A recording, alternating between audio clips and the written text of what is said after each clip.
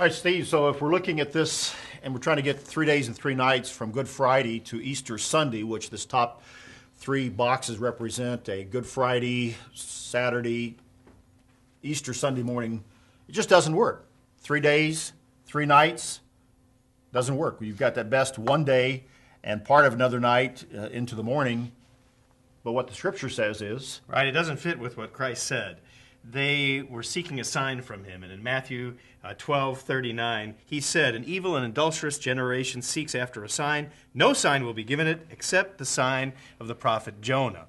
And he doesn't leave anything in doubt. He describes what that is. Verse 40, "For as Jonah was 3 days and 3 nights in the belly of the great fish, so will the Son of Man be 3 days and 3 nights in the heart of the earth."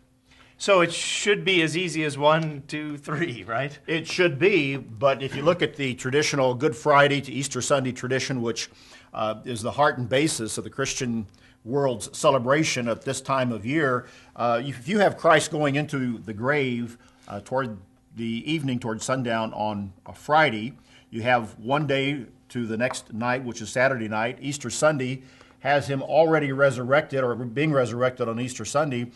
3 days and 3 nights doesn't work out. So if you put, okay, 1 night. 1 night. This would be 1 day.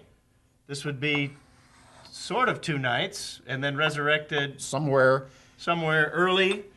Mark says, while it's still dark, the ladies went to the tomb, and he was already gone.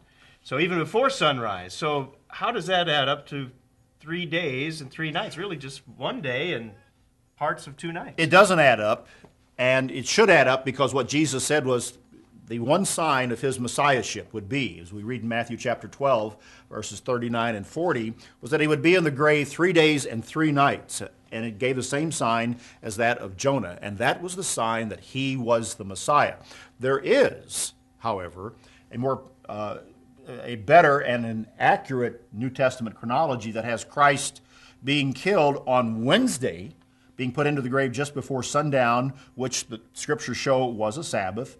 He's in the grave overnight into what would be a Thursday and a full night there. So you have, at that point, go ahead, Steve. Got 1 night.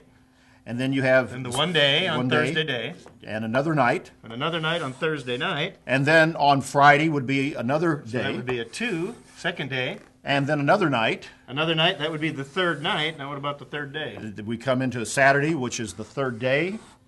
And at that particular point in time, you have 3 days and 3 nights with Christ being resurrected just as it was moving into this first day of the week, or as we know it as Sunday, so that when the disciples came to the grave early in the next morning, while it was still dark, they found an empty tomb. He had been resurrected just at that beginning of that day. Right, and so in John 20, it makes it really clear. When Mary Magdalene went to the tomb early, it was still dark. They saw the stone had been taken away from the tomb. Christ was already gone by the time they went there while it was still dark early on that first day. So Christ was gone, proof that he was Messiah. He was resurrected.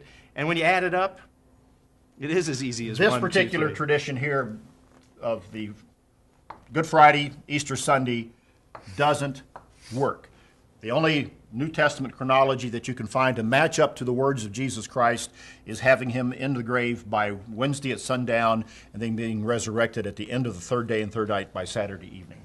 And that works, and that is the proof that you have a Messiah. And there's a lot to this. You can check this out, add it up yourself, look at the details, look at all the different references. And you can't come to really any other conclusion if you're really honest with yourself on adding it up. 1, 2, 3 does make sense. That's BTJ Daily. Join us next time.